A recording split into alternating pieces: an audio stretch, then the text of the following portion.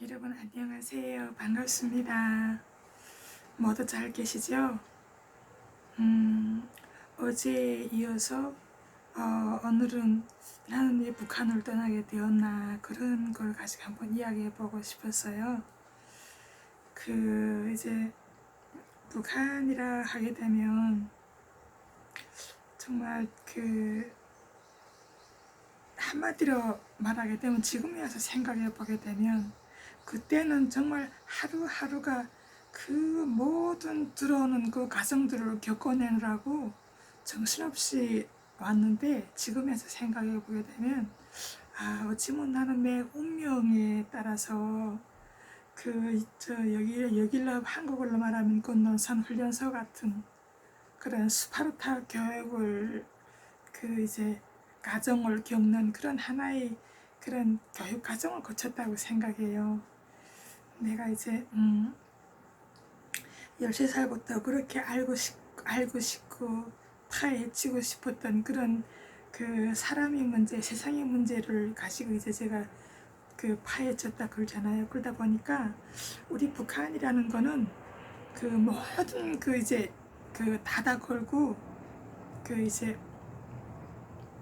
북한에서 보여주고 가르쳐주고 북한 안에서만 교육하는 그 외에는 보여주지를 않기 때문에 알 수가 없어요. 그래서 저는 북한에서 이제 교육받은 그대로 이제 김일성의 주체 사상, 김일성의 주체 철학 그것이 난 줄 알았어요.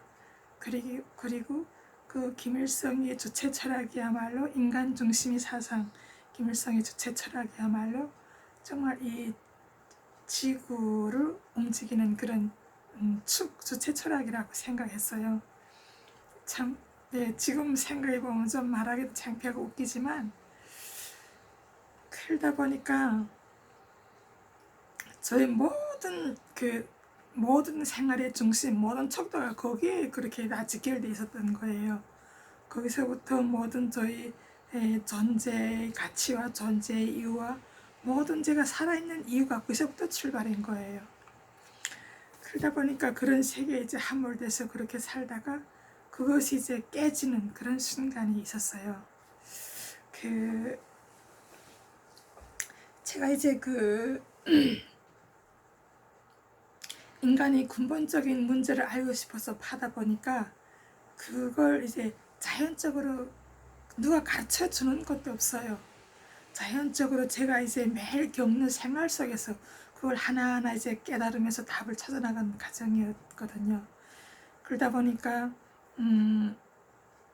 제가 이제 처녀 시절까지는 정말 꿈이 부풀었고 저밖에 없는 세상인 것 같았어요. 정말 부러울 게 없이 그렇게 진짜 많은 사람이 부러움을 받으면서 그렇게 성장해가지고 무서운 게 없이 그렇게 성장해가지고 뭐 제가 이루고 싶은 건 다 이루었으니까. 근데 딱 하나 안 되는 게 이게 결혼하는 문제, 그러니까 내 생각과 내 이념과 내 사상과 내가 원하는 그런 거하고 생각이 같은 그런 사람을 만나고 싶은데 참 만날 수가 없는 거예요. 근데 뭐 결혼 정년기는 자꾸 지나가고 집에서는 자꾸 결혼을 하라고 막 못 살게 그리고 밑에 동생은 또 자꾸 나이 먹고 따라올라오고 이러니까 그냥 그렇게 되다 보니까 정말 연속 거듭되는 실패를 하는 과정에 좌절도 많이 되고 이러다 보니까 다 제 하고 싶은 대로 다 했는데 결혼 문제만은 그렇게 안 되더라고요. 그래서 마지막엔 정말 거의 좌절하다시피 정말 여기 한국같이 자유로운 세상이었으면 그리고 또 그때까지만 해도 제가 이제 자유롭게 좀 그랬으면 또 그렇지는 않았겠는데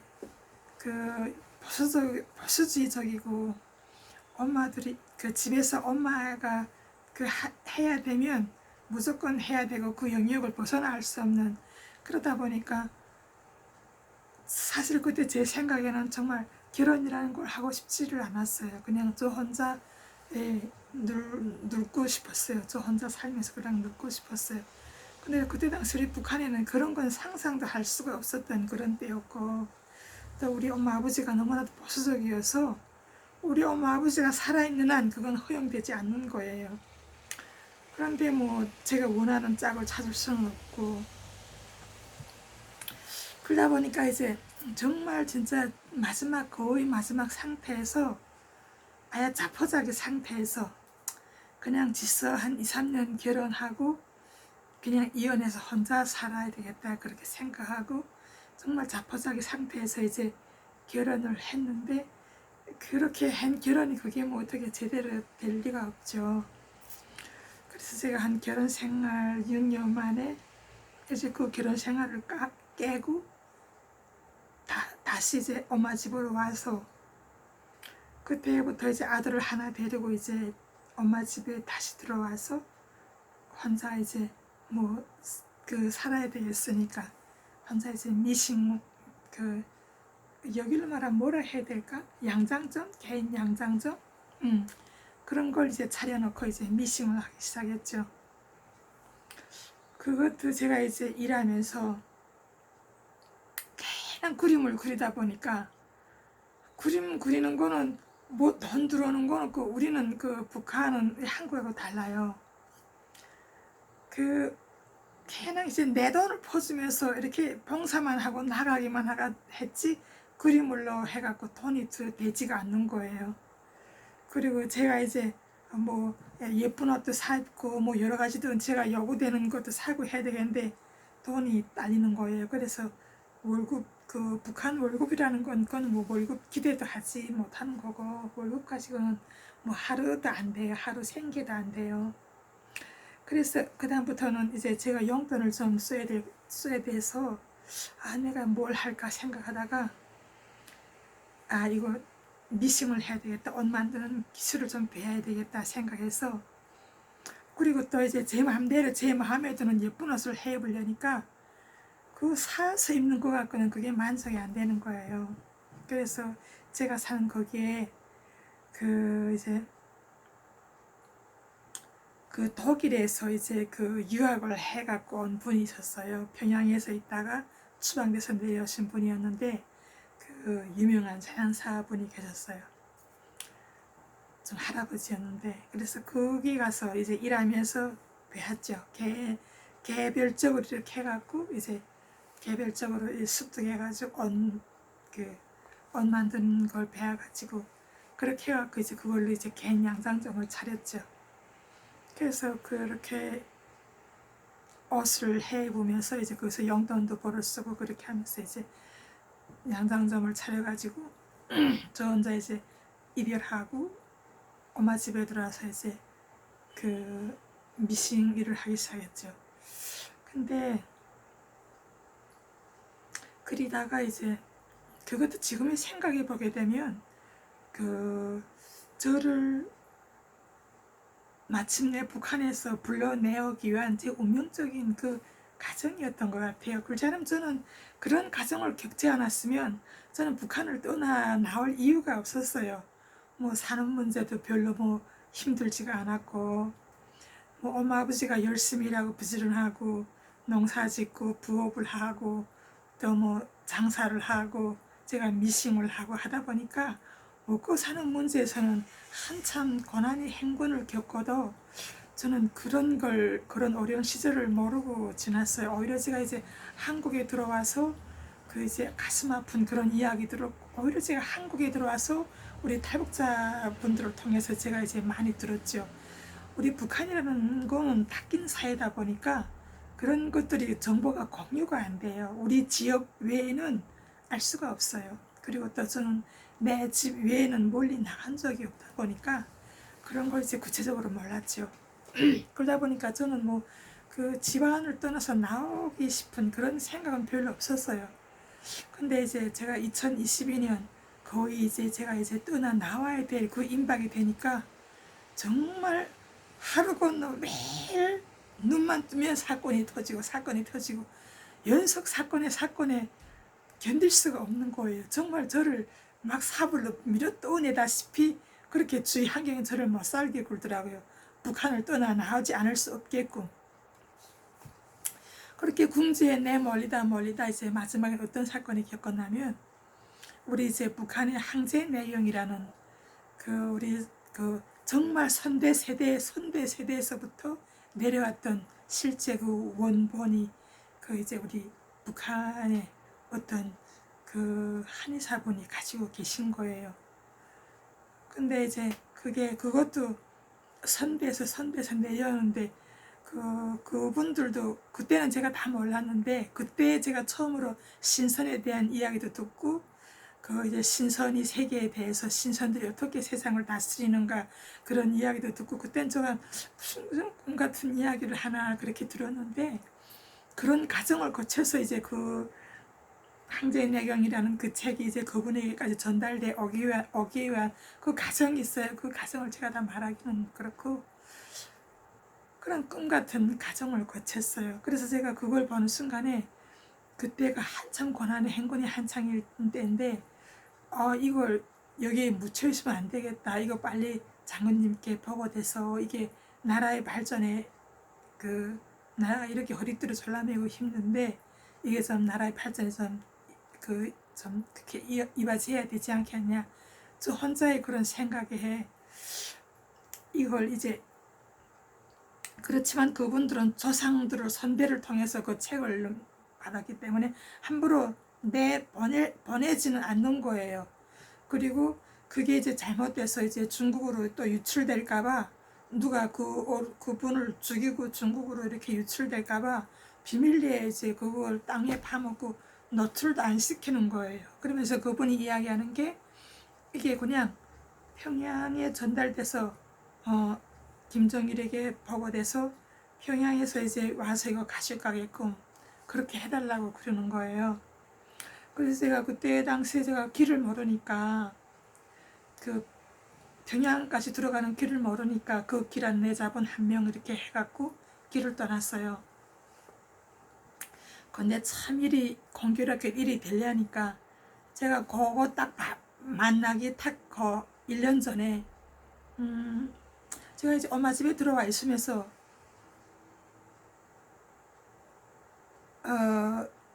장사를 한 몇 달 동안 장사를 했어요. 이별을 하고 정신적 스트레스에 견딜 수가 없어서, 그래서 제가 장사를 하면서 저쪽 평안남도, 한경남도, 평안남도 그쪽으로 전국 일대를 제가 일주했던 그런 경험이 있어요. 자동차 장사를 하면서 일주를 했던 그런 경험이 있어서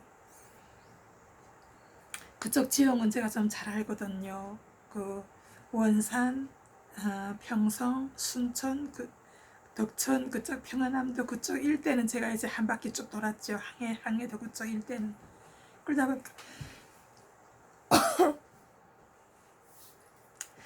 보니까 제가 이제 평성까지 가는 길은 제가 알았어요. 그리고 이제 열차원들하고 열차 안전원들도 좀 알고, 그래서 이제 그분들을 통해서 갈 때는 그냥 우리는 평양이라는 건 우리 서울처럼 이렇게 함부로 들어갈 수가 없어요. 우선 평양에 들어가자면 평양에 친척이 있어야 되고, 평양에 들어갈 수 있는 조건이 평양에 친척이 있어야 되고, 그 친척이 이제 승인번호를 내려다 주면 그 승인번호 가지고 또 이제 여행 증명서 받는 것도 한 달을 기다려야 돼요. 근데 저는 친척도 없고 승인번호를 받을 수도 없고 하기 때문에 그냥 비극적으로 떠났죠. 그래서 이제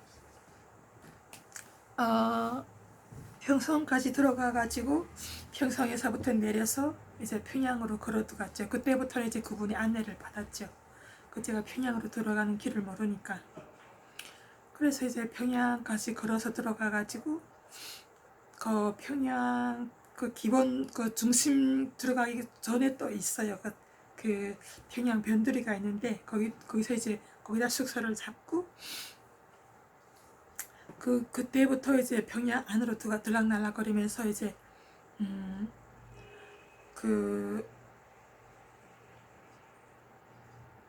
여기로 말하면 뭐라 그래야 될까? 청와대 민원? 예, 그렇게 그런 저 이제 그 평양 중앙당 신서 처리과하고 좀 어떻게 선 연결시켜 보려고 정말 애를 썼죠. 그러던 가정에 이제 그 금성청년 출판사 기사하는 분을 하나 만났는데 이제 그분을 통해서 이제 그런데 그 가정 이야기들은 다 말할 수가 없어요. 그렇게 말하게 되면 저도 위험하고 그분도 위험하고 좀 그런 거니까 좀 그 가정은 다 이야기할 수가 없고 그렇게 이제 한 달을 이제 평양 그 인근에서 머물면서 그랬는데 그때가 2002년 평양 아리랑 축전이 이제 딱 시작하기 전이었는데 4월달 제가 3월 달에 떠나서 이제 4월 달 때 그때 평양 아리랑 축전이 이제 딱 시작하기 임박이 되니까 평양을 그 숙박검열을 한다는 게 단속이 이루 말할 수가 없더라고요. 그리고 이제 그 가정에 또 이제 제가 이제 다시 나오지 않을 수밖에 없는 그런 상황을 겪었어요. 그래서 제가 거기까지에 대해서는 그 이제 이야기 다 드릴 수가 없고 그거는 노출되면 안 되니까 그래서 할 수 없이 제가 이제 거기서 성공을 못하고 평양을 떠나서 나오려고 이제 출발을 했는데 우리가 들어갈 때까지만 해도 그 평양 중심 지역 말고 평양 들어가기 거착 인근까지는 그래도 그 산을 에들어서 충분히 들어올랑날랑 할 수 있었는데 그 아리랑 축전 거의 하기 전 되니까 너무 단속이 심해서 거기까지 단속이 심해서 뭐 나오다가 딱 걸린 거예요. 그래서 이제 거기서 이제 잡혀가지고 그 평양보위사령부 감방으로 이제 끌려가게 됐어요. 그래서 이제 거기서 한 거의 보름 가까이 있은 것 같아요. 그래가지고 이제 그 매일 A4 용지를 이만큼씩 쓰면서 매일 이제 그 반성문을 쓰게 하는 거예요. 내가 왜 여기까지 오게 됐는지 그 경위를. 그래서 뭐 쓰면 또 쓰고 쓰면 또 쓰고 쓰면 또 한 일주일을 그렇게 씌우더라고요. 뭐 그래도 똑같은 거니까. 그러면서 그동안에 우리 지불을 해서 제가 거쳤던 모든 그 과정들을 다 이제 그 수사하고 조사한 거예요. 그러면서 그 과정에 저를 집어넣고 제가 만났던 모든 사람들을 다 불러다가 영창에 쳐놓은 거예요. 그리고 다 개별적으로 저도 모르는 사이에 저는 독감방에 갇혀 있다 보니 그동안 독감방에 갇혀 있다 보니까 아무것도 몰랐는데 그렇게 개별적으로 다 이제 조사를 끝낸 거예요. 근데 뭐 다 조사해봐도 똑같으니까 오히려 미덕만 드러날 뿐이죠. 그러니까 뭐 인정하실 수밖에 없지. 그러니까 저를 하루 불러내더니 그 이제 집에 가서 아들 데리고 열심히 살라고 그러면서 이렇게 이제 혁명이 수뇌부가 있는 평양을 우리 눈동자같이 지키고 보호해야 되는데 그렇게 하지는 못할 망정 이렇게 개별적으로 이렇게 뛰어와서 이렇게 하게 되면 나라에 큰 혼란이 되고 이제 그 장모님이 이제 허위에 이게 혼란이 생기지 않겠냐 뭐 그러면 뭐 좋게 이야기해 주더라고요. 그러면서 사실 그 사람들에게는 제가 애국자지요. 그 민간에서는 돈 한 푼이 생겨도 내 먹기 살기 바빠서 내 살림에 투자하느라 그럴 때 제 돈을 써가면서 나라의 일을 하겠다고 이렇게 그 삼천리길을 뛰어와서 이러는 그 사람들은 처음이었던 거죠.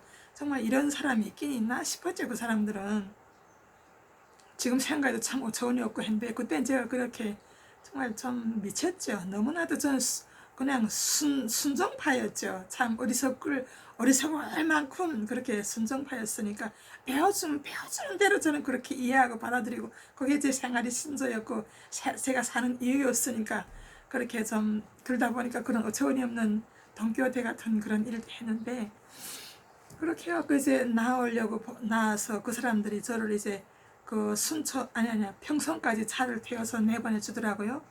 집을 가라고. 뭐 평상까지 나왔는데 제가 뭐 돈 한 푼 있어 뭐 있어 아무것도 없는데 한 달 동안 뭐 기껏 우려먹고 나니까 아무것도 없는데 집에 들어오려니까 막막하더라고요. 그리고 제가 이제 평양에서 한 달 동안 헤매면서 사람들을 만나면서 지적까지 받으면서 거기서 제가 이제 그 북한의 모든 실상을 다 알게 된 거죠. 우리가 말로만 교육받고 말로만 그렇게 하던 그 모든 그 북한의 속사를 보게 된 거죠. 그 미화된 그 아름다운 그 포장됐던 그런 걸로 미화된 교육을 먹다가 그때 처음으로 제가 이제 북한의 그 포장된 그 포장지를 뜯고 그 검은 그 본 실체 속사를 보게 된 거죠. 그때 이제 제 모든 것이 거기서 이제 꺾이고 그냥 눈앞이 새까마더라고요. 내 모든 제 중심이 거기서 딱 없어지니까 순간 눈앞이 새까마고 내가 살아야 될 이유를 모르겠더라고요. 그것이 내가 살아있는 주지였고 이유였고 나의 이 중심이었는데 그게 한순간에 거짓이었다 하는 게 알게 되니까 제 눈으로 이렇게 실증하게 되니까 정말 그때 그 실망감, 좌절감 그런 건 더 말할 수가 없었어요. 그러면서 제가 이제 일단 우선은 집으로 와야 되겠으니까 제가 이제 생각한 게 평성에서부터 이제 매일 100리씩 걷기로 결심했어요. 제가 이제 평양에 들어올 때는 공차 타고 들어왔는데 가려고 보니까 너무 경계가 심해서 제가 그 개차고 홈을 빠져나갈 수가 없는 거예요.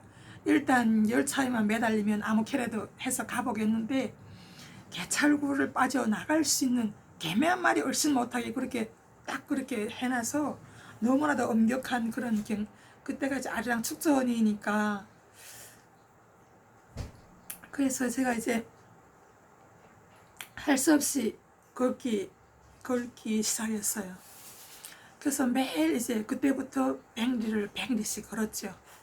100리씩 아침 일찍이 새벽 5시 날이 푸른푸른 그때는 여름이었으니까 날이 푸른푸른 밝기 시작하면 걷기 시작해서 날이 새까매서 더 이상 지쳐서 못 걸을 정도가 되게 되면 이제 그 길 옆에 옥수밭이나 뭐 아무 데나 이제 옥수밭 그런 데가 제일 안전했어요. 그런 데도 가서 이제 잠깐 누워 자고 그리고 또 이제 가다가 또 이제 그 길가에서 뭐 사람들이 먹다 버린 오이꽁다리 꽁다리 뭐 그런 거 주워 먹고 너무 목마르면 길 옆에서 논밭해물을 벌컥벌컥 마시고 저는 살아생전 정말 처음으로 그런 꽃제비란 게 어떤 건지 실체험을 거기서 한 거예요. 그리고 길 옆에 먹을 만한 풀들은 막 뜯어먹고 일단 살아남아야 되겠으니까 그렇게 걸으면서 이제 그래도 사람이 죽지 않더라고요. 제가 이제 그 논밭해물을 막 벌컥벌컥 마셨는데도 이게 죽지가 않더라고요. 그러면 그렇게 해서 걸어서 제가 이제 그 한 달 만에 집으로 들어왔는데 제가 그때는 걸어 들어오면서 제가 무슨 생각을 했냐면 북한은 저는 더 이상 여기는 끝이다. 여기서 더 이상 답이 없다. 세상이라는 게 사람이 사는 세상이 있는 한 그 어딘가에 분명 이 세상을 움직이는 이치라는 것이 분명 존재하겠는데 그게 과연 어디에 있을까? 걔는 그런 궁금증이 제 마음을 멈추지를 않는 거예요. 그래서 그때부터 제가 이제 북한을 떠나서 세상 밖으로 나가고 싶은 그 결심을 하면서 제가 집으로 들어왔죠. 그러면서 제가 들어오면서 생각한 게 다시는 내가 뭐 조국이요 민족이요 나라요 이딴 걸 생각하지 않으리라. 오직 내 자신, 내 가족, 내 개인을 위해서 살아가리라. 너무 허무한 거예요. 정말 제가 그것이 모든 것이 바로 무너지니까 그렇게 생각하고 들어왔는데, 사람이 이게 본성천심이라는 건 도망을 갈 수가 없어요. 그렇게 해서 제가 이제 집을 들어오고 나니까 새까만 한 달 만에 들어오니까 제가 사람이 아닌 거예요. 새까만 흑인이 돼서 들어왔죠. 그냥 들어오니까 우리 엄마가 저를 딱 끌어안으면서 더 이상 그런 바보짓 하지 마라. 그래서 그 다음에 일단 들어와서 제가 이제 그때부터 북한을 떠날 결심을 했으니까, 그렇지만 그걸 그 누구에게도 말할 수가 없었어요. 우리 부모님들에게도 말할 수가 없었고, 그래서 들어와갖고 일단 그때부터 이제 북한을 떠날 결심을 준비를 했죠. 그래도 이게 사람이 이게 천성이 그러니까 뭐 개인을 위해서 산다는 건 그거는 그냥 순간 그 옥이지 그거는 변할 수가 없어요. 그때부터 또 이제 그 찾고 싶은 그것이 있잖아요. 그 쉬지 않는 그 목마름이 갈증이 있잖아요. 끝을 보고 싶은. 그렇게 해서 제가 이제 들어와갖고 2002년도에 그렇게 2002년 그 말에 들어와갖고 한 1년 동안 이제 북한을 떠나기 위한 그 준비를 했죠. 그리고 이제 제가 이제 일단 북한을 떠나게 되면 그때 제가 이혼해갖고 엄마 집에 들어다 보니까 아들을 이제 엄마한테 맡기고 그렇게 했는데, 그래도 제가 이제 그런 가정에 그 이제 우리 엄마도 그렇고 동생도 그렇고 저 때문에 이제 피해를 많이 입었어요. 여러 가지 다 정말 이렇게 말할 수 없는 너무 가슴 아픈 이런 피해를 많이 겪었는데 그냥 떠날 수가 없는 거예요. 그래서 제가 일단 내가 떠나게 되면 아무리 엄마 집이라 해도 돈 두고는 이제 아들이 또 눈치밥을 먹으면 안 되잖아요. 그래서 이제 엄마가 없어도 아들이 이제 마음껏 살 수 있게, 아들이 살아갈 수 있는 그 이제 또 먹고 살 수 있는 준비를 해줘야 될 거 아니에요. 그래서 한 1년 동안 그 준비를 해놓고 그 다음에 2004년 11월 달에 가만히 이제 중국 국경을 넘었죠. 근데 제일 제가 가슴 아픈 게, 일단 제가 떠나게 되면 아들이 혼자 집에 남는데, 아들은 제가 어디 간지도 모르고, 그 떠나는 날도 그냥처럼, 그때가 10살? 10살쯤 됐나? 아무것도 철이 없죠. 좋아서 그냥 뛰어놀고 그런 때인데, 그리고 엄마 아버지는 다 이렇게 그 살림 경비 그런 걸 하다 보니까 나가 있고, 이제 아들만 혼자 집을 지키고 있었는데, 제가 떠나게 되면 아들 혼자 이제 남게 되는데, 그 이제 아들이 혼자고 남아서 엄마 찾을 그 생각하니까 그냥 목이 꽁면서 어떻게 뭐라고 말할 수가 없어요. 정말 울면서 두만강을 건넜죠. 오늘은 여기까지. 안녕. 다음에 또 봬요.